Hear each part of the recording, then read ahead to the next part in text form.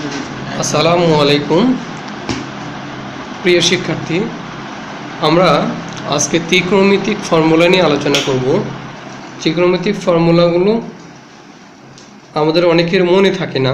আসলে আমরা এটা মনে রাখার একটা সহজ কৌশল অবলম্বন করেছি।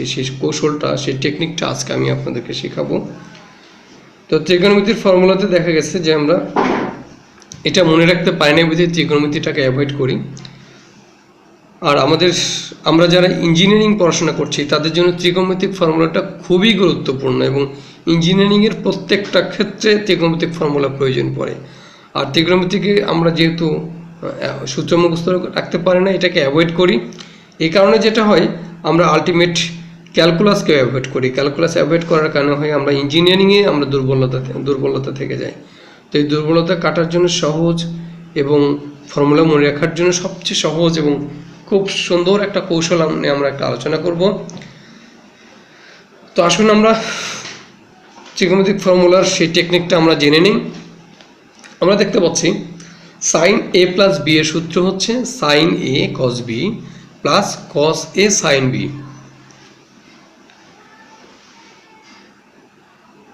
এবং সাইন এ মাইনাস বি এর সূত্র হচ্ছে সাইন এ কস বি মাইনাস কস এ সাইন বি।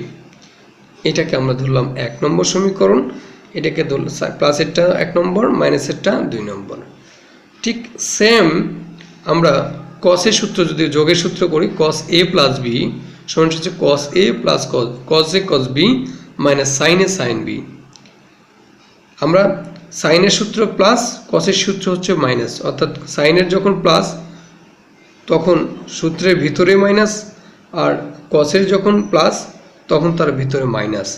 ঠিক সাইন এ মাইনাস বি এর সূত্রের ক্ষেত্রে তার উল্টা, অর্থাৎ এ কস এ মাইনাস বি সমান কস এ কস বি।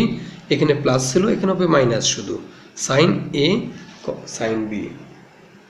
এখন আমরা 1 নম্বর যোগ 2 নম্বর, অর্থাৎ এই সমীকরণ এই সূত্র যদি যোগ করি তাহলে যেটা পাই, বাম পাশে পাচ্ছি হচ্ছে আমরা সাইন এ প্লাস বি প্লাস সাইন এ মাইনাস বি সমান সমান, এখানে আমরা দেখতে পাচ্ছি যে সাইন এ কস বি সাইন এ কস বি দুটো একই জিনিস। সুতরাং এ একটা মিলে হবে দুটা, কি হবে তাহলে 2 সাইন এ কস বি। আর এটার ক্ষেত্রে কি হবে, এখানে প্লাস আর মাইনাস, প্লাস মাইনাসে কাটা যাবে, এটা আর হবে না। সুতরাং এখানে যেটা আমরা পাচ্ছি এটাকে ধরলাম আমরা 5 নম্বর সমীকরণ। ঠিক 1 নম্বর থেকে যদি 2 নম্বরটা বিয়োগ করি তাহলে যেটা পাচ্ছি, আমরা 1 থেকে আমরা 2 বিয়োগ করব, তাহলে কি হচ্ছে সাইন এ প্লাস বি বিয়োগ সাইন এ মাইনাস বি সমান সমান কি হচ্ছে, তাহলে আমরা জানি যে বিয়োগ করার সময় আমাদের নিচে যেটা থাকবে এটার চিহ্নটা পরিবর্তন হয়ে যাবে। তাহলে এটা আমরা যেটাকে বিয়োগ করব, যেটাকে বিয়োগ করব, যাকে বিয়োগ করব তার চিহ্নটা পরিবর্তন হয়। তাহলে আমরা এখানে কি ছিল প্লাস, এটা হয়ে যাবে মাইনাস, আর এটা কি ছিল মাইনাস, এটা হয়ে যাবে প্লাস। এখন এটাকে আমরা বীজগণিতিক যোগ করব, অর্থাৎ এটা যোগ করব, এটা যোগ করব। এটা যোগ করলে কি হয়, এখানে প্লাস আছে, এটা মাইনাস, প্লাস মাইনাসে একই সংখ্যা যেহেতু কেটে যাবে, তাহলে বাকি থাকবে কি এইটা। তাহলে এখানে মাইনাস ছিল, এটা প্লাস হয়ে গেছে, তার মানে কি হবে 2 cos a sin b। এটা দিলাম আমরা 6 নম্বর সমীকরণ বা 6 নম্বর সূত্র। এখন আমরা যদি 3 আর 4 যোগ করি, কি করব, 3 নম্বর যোগ 4 নম্বর, 3 নম্বর যোগ 4 নম্বর, এই দুটো যদি যোগ করে তার বাম পাশে হবে cos a plus B plus cos a minus B. ডান পাশে কি হবে, এই দুটো কিন্তু যোগ হয়ে যাবে, কি হবে 2 cos a cos b। এখানে কি হচ্ছে, এটা প্লাস এটা মাইনাস একই জিনিস, প্লাস মাইনাস, তার মানে কি হবে দুটো এলিমিনেট হয়ে যাবে, অর্থাৎ আর ওটা কিছু আমরা পাবো না। তো এটাকে ধরলাম আমরা 7 নম্বর সমীকরণ। এখন আমরা যদি এটা থেকে এটা বিয়োগ করি তাহলে আলটিমেট একটা মাইনাস থেকে যাবে, আর এটা আমরা হবে না। যার কারণে আমরা কি করব, বিয়োগ করার সময় একটা খেয়াল রাখতে হবে, এটা একটু ব্যতিক্রম। কি করতে হবে, যে এটা থেকে এটা বিয়োগ করতে হবে। তাহলে আমরা কি করব, এখন 4 থেকে 3 বিয়োগ করব। 4 থেকে 3 যদি আমরা বিয়োগ করি তাহলে দেখা যাচ্ছে cos a minus b minus cos a plus b সমান সমান কি পাচ্ছি, এখান থেকে আমরা এটা বিয়োগ করছি, এখান থেকে যখন এটা বিয়োগ করছি তখন এখানে মাইনাস হয়ে যাচ্ছে, এটা প্লাস হয়ে যাচ্ছে, এখানে যেহেতু আর এটা যেহেতু প্লাস রয়েছে, তো প্লাস মাইনাসে কাটা যাচ্ছে, থাকবে শুধু এটা। এটি কি দেখেন, এটাও প্লাস এটাও প্লাস, তাহলে প্লাস প্লাসে হবে 2 sin a sin b। এটা ধরলাম আমরা 8 নম্বর সমীকরণ। এখন আমরা যদি এটা হয়, যদি a প্লাস b সমান c হয় আর a মাইনাস b সমান d হয়, তাহলে আমরা যদি যোগ করি তাহলে কি হবে, যোগ করলে এই দুটো কাটা যাবে, এই দুটো যোগ করলে হবে টয়েস a সমান হবে c প্লাস d। এখন a যদি রাখি তাহলে হবে c প্লাস d ভাগ 2। আবার যদি এটা বিয়োগ করি কি a প্লাস b সমান c, a মাইনাস b সমান d। এখন যদি আমরা বিয়োগ করি তাহলে কি হচ্ছে, বিয়োগ করলে চিহ্নগুলো পরিবর্তন হয়ে যাবে, তাহলে প্লাস মাইনাস কাটা যাবে, এখানে থাকবে টয়েস বি সমান সি মাইনাস ডি, তাহলে বি সমান থাকবে সি মাইনাস ডি ভাগ 2। এখন আমরা এই এ এবং বি এর মানটা যদি 4, 5, 6 মানে 5, 6, 7, 8 নম্বরে বসাই তাহলে আবার 4টা সূত্র পাবো। তো আমরা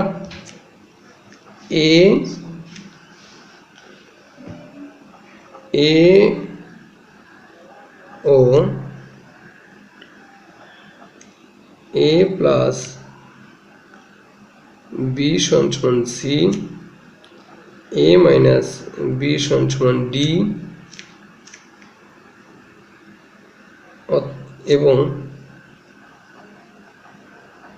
a ও b এর মান বসাইয়া পাই, কি পাচ্ছি আমরা তাহলে 5 নম্বর থেকে পাচ্ছি, 5 নম্বর সমীকরণ থেকে পাচ্ছি sine C plus sine D, অর্থাৎ এ প্লাস বি এর মান হচ্ছে সি, এ প্লাস বি সমান সি, এ মাইনাস বি সমান হচ্ছে ডি। তাহলে sine C plus sine D হলো সমান 2 সাইন, এখানে এটা কি, এটা হচ্ছে সি প্লাস ডি ভাগ 2, সি প্লাস ডি ভাগ 2।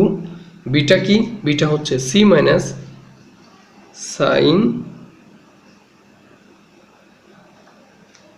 বি, তার মানে সি মাইনাস ডি ভাগ 2। এটা এখন এটা আমাদের 9 নম্বর সমীকরণ। ঠিক 6 নম্বর সমীকরণ থেকে পাবো, মানে এই সমীকরণ থেকে আমরা পাবো যে sine C minus sine D সমান যেটা পাচ্ছি সেটা হচ্ছে 2 cos সি প্লাস ডি, যেহেতু এর মান হচ্ছে সি প্লাস ডি ভাগ 2, আর সাইন সরি এটা সি হবে না, এটা কস হবে, এটা কস ভুল হয়ে গেছে আমাদের, এটা কস হবে, এক সাইন কস কস সাইন হবে পরেরটা। তাহলে কস পাইলাম, কস এ মান বসাইলাম, সাইন বি এর মান বসালাম, এটা হচ্ছে 10 নম্বর সমীকরণ।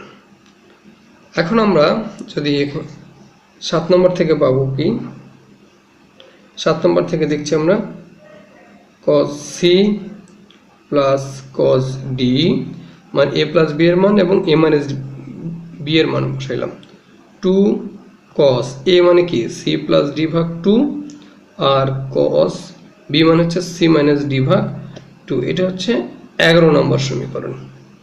ঠিক অনুরূপভাবে আমরা যদি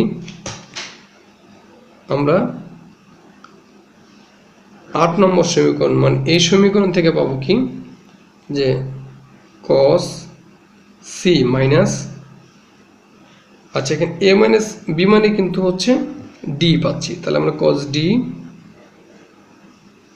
মাইনাস cos c সমান সমান 2 sin a মানে c প্লাস d ভাগ 2 আর sin b মানে c মাইনাস d ভাগ 2। এখন আমরা একটা খেয়াল করছি যে সবগুলোই cos c plus cos d, sin c minus sin d, sin c plus sin d, but এখানে কিন্তু উল্টা হয়ে গেছে। তো উল্টা হয়ে গেলে কি করব, আমরা এখানে মাইনাসটা কমন নেব। মাইনাসটা যদি কমন নেই তাহলে কি হচ্ছে, এই মাইনাসে প্লাস হচ্ছে, তার মানে cos c, আর এখানে প্লাস মাইনাসে মাইনাস হয়ে যাচ্ছে cos d। এখানে যা ছিল 2 sin c প্লাস d ভাগ 2 sin c মাইনাস d ভাগ 2। এখন আমাদের একটা বিষয় খেয়াল রাখতে হবে, এখানে কিন্তু মাইনাস রয়ে গেছে, তো এই মাইনাসটাকে উঠাই দিতে চাইলে আমাদের উভয় পক্ষে মাইনাস নিতে হবে।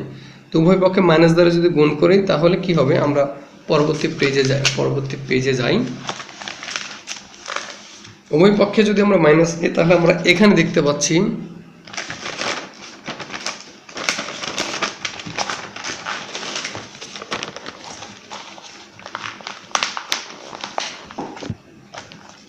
আমরা উভয় পক্ষে যদি মাইনাস নিই তাহলে এখানে আমরা c cos c minus cos d পাচ্ছি। আর এপাশে কিন্তু একটা মাইনাস চলে আসছে, যেহেতু একটা মাইনাস চলে আসছে এই মাইনাসটাকে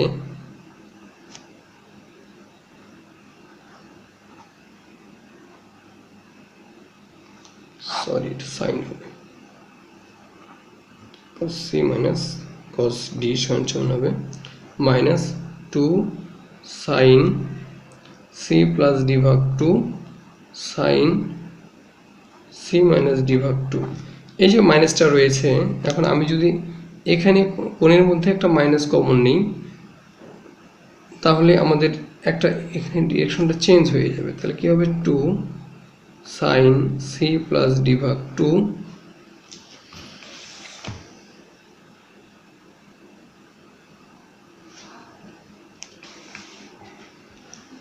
আর এখানে আসবে সাইন, এখানে একটা চেঞ্জ হয়ে যাবে, d মাইনাস c ভাগ 2 হবে। তার মানে cos c minus cos d এর সূত্রটা একটু ব্যতিক্রম, এটা একটু ব্যতিক্রম, আমাদের মনে রাখতে হবে যে এই সূত্রটা ব্যতিক্রম। যেহেতু এই সূত্রটা ব্যতিক্রম, আমাদের একটা যদি মনে রাখি এটা ব্যতিক্রম তাহলে আমাদের এটা সহজেই মনে থাকবে। তো এরপরে আমরা সর্বশেষ ছিল হচ্ছে 11 নম্বর, এটা মিলে পাইলাম আমরা 12 নম্বর সূত্র।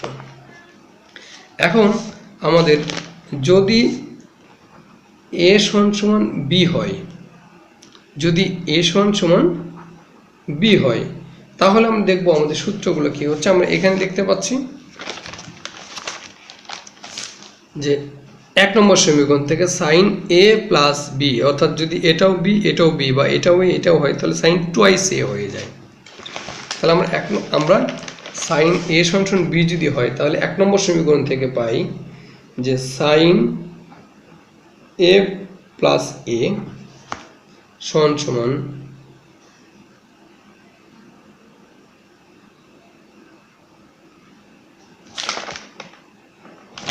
sin a cos a plus cos a sin a। আসলে sin a cos a আর cos a sin a একই জিনিস, ফলে এটাকে আমরা একবার যোগ আকারে লিখতে পারি 2 sin a cos a। এই দুটাকে যোগ করলে হবে sin টয়েস a। আমাদের এই সূত্রটা অনেকের মনে থাকে না যে sin টয়েস এর সূত্র হচ্ছে এটা। তাই এটা হচ্ছে আমাদের 13 নম্বর সূত্র।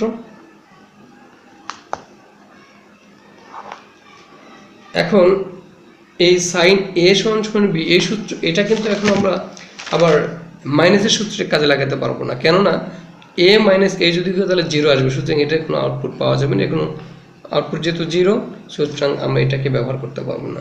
তবে সেটাকে আবার আমরা 3 নম্বর সমীকরণ ইউজ করতে পারি।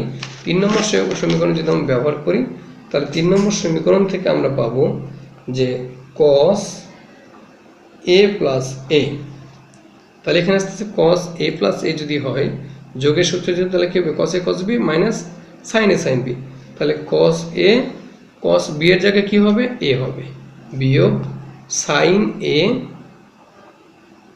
sin b এর জায়গায় হবে a। এখন আমরা দেখতে পাচ্ছি তাহলে এখানে কি হচ্ছে, cos twice a হচ্ছে, এখানে cos a cos a মানে হচ্ছে cos স্কয়ার a বিয়োগ sin a sin মানে sin স্কয়ার a।